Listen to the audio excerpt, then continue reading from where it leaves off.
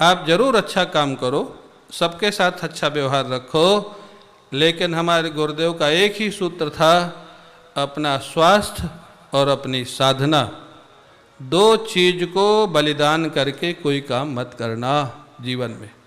पश्चाताप वहीं होता है जब आप किसी के लिए अपने स्वास्थ्य को खराब करते हो या किसी के लिए अपनी साधना को खराब करते हो, और वो व्यक्ति से जब रिटर्न आपको नहीं मिलता है तब धक्का लगता है। जिनके लिए हमने जीवन खराब किया, जिनके लिए हमने भगवान को छोड़ा, वो व्यक्ति आज मेरी बात नहीं मानता है। आप अगर साधना नहीं छोड़ो और स्वास्थ्य का ध्यान रखो, उसके बाद जितना हो सके सबके लिए करो, परिवार के लिए करो, समाज के लिए करो।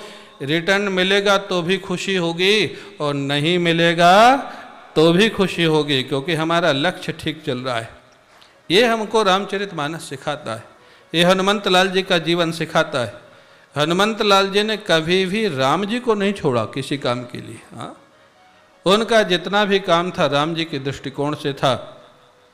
लड़ना है तो राम जी के लिए, नहीं लड़ना है तो राम जी के लिए। हाँ, जीना है तो राम जी के लिए, नहीं जीना है तो सुरसा से कह दिया ना, राम जी का काम करके आता हूँ, तुम खा लेना मेरे को तो जीना राम जी के लिए, मरना राम जी के लिए। तो हनुमंत लाल जी के से हमको ये शिक्षा मिलती है। थोड़ा समय, मैं नहीं कहता हूँ आप गृहस्थ हैं, विद्यार्थी हैं, टीचर्स हैं, मैं समझता हूँ आपको इतना समय नहीं मिलेगा, फिर भी भगवान कहते हैं कि 24 घंटे में 2 घंटा लिखा है 25 से 50 के एज वालों के लिए। मैं कहता हूँ 1 घंटा रोज ईश्वर के लिए दो और 1 घंटा रोज शरीर के लिए दो।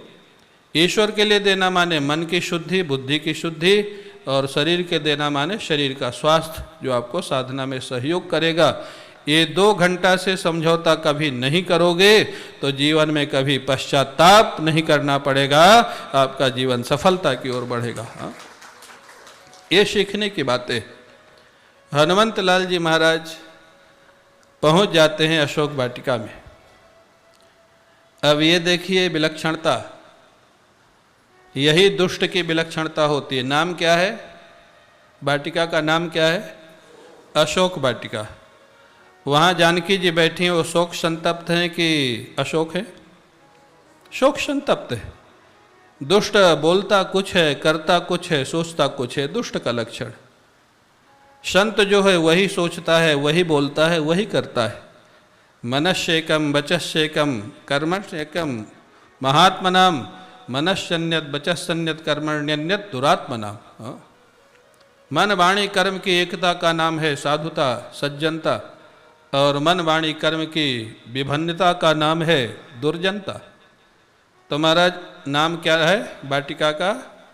अशोक वाटिका, जहाँ जानकी जी अत्यंत शोक संतप्त है। हनुमंत लाल जी से देखा नहीं जा रहा जो रावण ने उनके साथ व्यवहार किया। यहाँ तक कह दिया कि अगर 1 महीने के अंदर मेरी बात को नहीं मानोगी तो तलवार से तुम्हारे सिर को धड़ से अलग कर दूंगा। ये धमकी दे के जाता है और राक्षसियों को कह के जाता है, उनको इतना परेशान करो, इतना परेशान करो कि 1 महीने में मेरी बात मान लें। अब जो रावण को भक्त सिद्ध करने वाले वक्ता लोग हैं, उनको इन चौपाइयों को कहाँ ले जाएंगे वो? और ये कोई मेरी व्याख्या नहीं है, सब चौपाइयों में लिखा हुआ है। सुंदरकांड आप लोग पाठ करते हैं। कैसे कह सकते हो रावण राम भक्त था? और रावण जो जानकी जी के साथ ऐसा दुर्व्यवहार करता है, एक अमानवीय व्यवहार करता है, वो रावण को राम भक्त कैसे सिद्ध किया जा सकता है? हनुमंत लाल जी से सहा तो नहीं गया, लेकिन क्या करे, भगवान राम का आदेश नहीं है झगड़ा करने के लिए, जामवान जी का आदेश नहीं है। यह है शौर्य और धैर्य। चाहते तो कूद करके वहीं से रावण को पकड़ के उसकी गर्दन तोड़ देते, इतनी ताकत थी हनुमंत लाल जी में, लेकिन प्रभु का आदेश ये है शौर्य और धैर्य। हनुमंत लाल जी मौन बैठे हुए देख रहे, सुन रहे, अत्यंत कष्ट में। उसी समय उन्होंने देखा राक्षसियां तो जानकी जी को कष्ट देने लग गई, रावण का आदेश था, मूर्ख थी, अब बेचारी क्या करे। उसके बाद त्रिजटा एक राक्षसी थी। ये देखो भगवान की कृपा, भगवान के भक्त जहाँ भी रहते हैं वहाँ कोई न कोई कृपा का सूत्र भगवान छोड़ देते।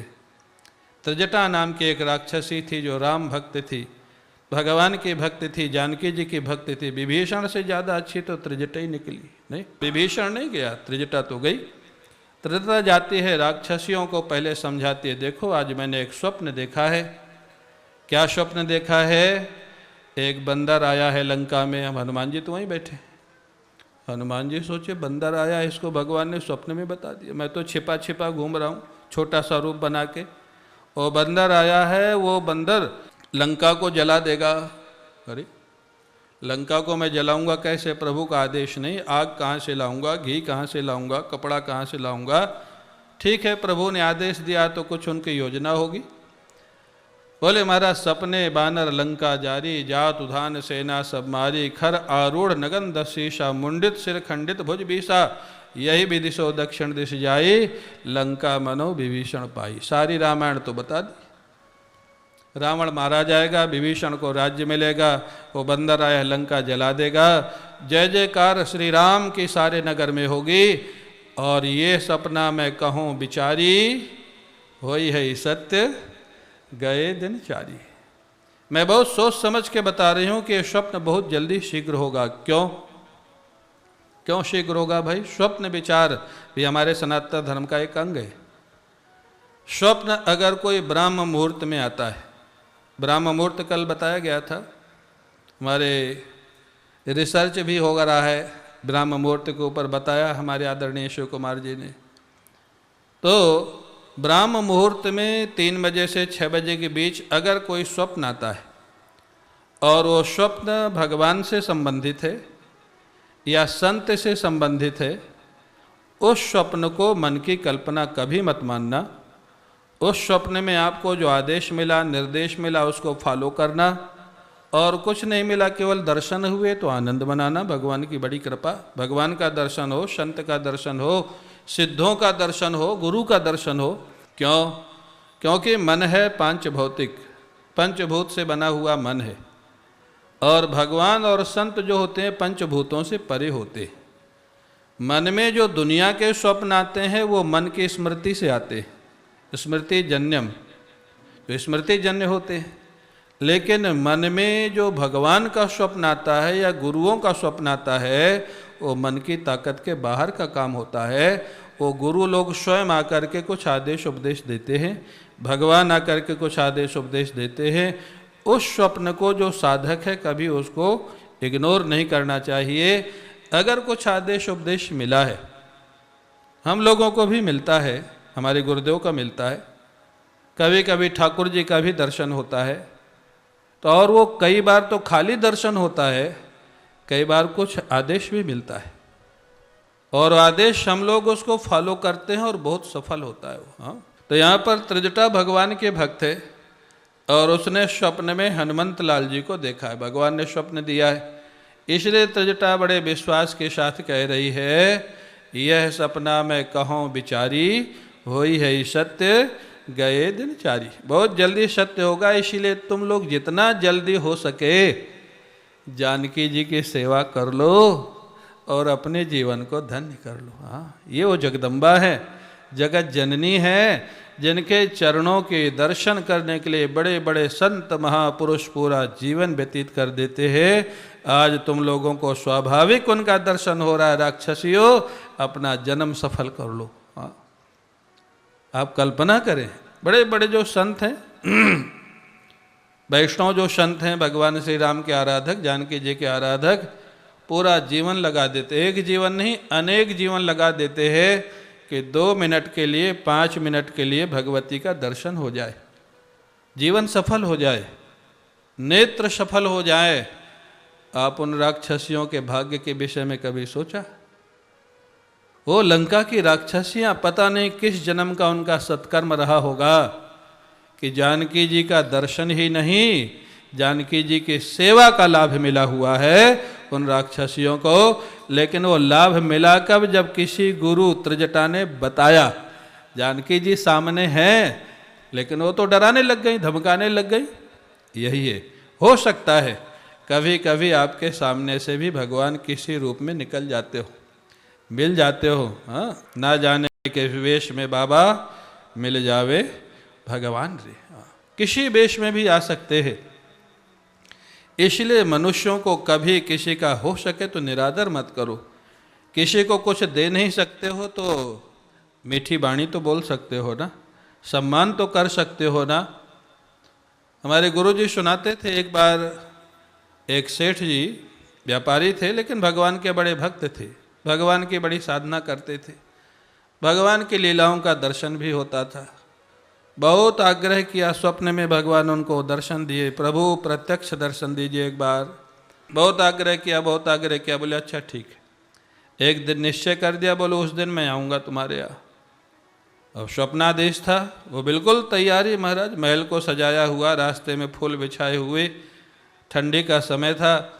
प्रातः काल देखा एक ठंडी से कांपता हुआ व्यक्ति आ गया। सेठ जी कंबल दे दो, कंबल दे दो, बहुत ठंडी लग रही है। अरे कहाँ से तू आ गया, जल्दी इनको कंबल दो, भगाओ, भगवान आने वाले। ये कहाँ से बीच में आ गया। प्रातः काल खत्म हो गया, मध्याह्न का समय आ गया, भगवान तो नहीं आए।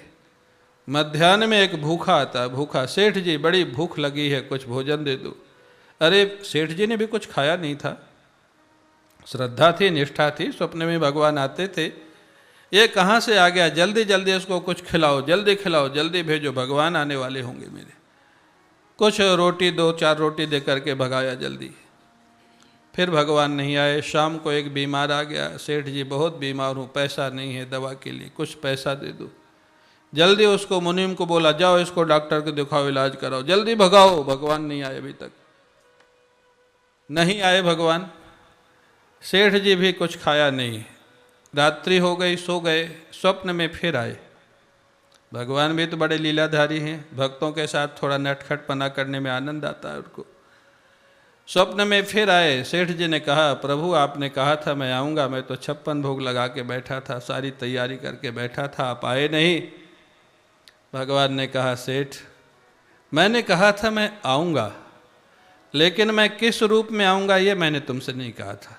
मैं राम जी बन के आऊँगा, कृष्ण जी बन के आऊँगा, शिव जी, भैया तो मैंने नहीं कहा था, मैंने कहा था मैं आऊँगा। अरे सेठ जी, सुबह से मैं 3 बार तुम्हारे दरवाजे पर आया।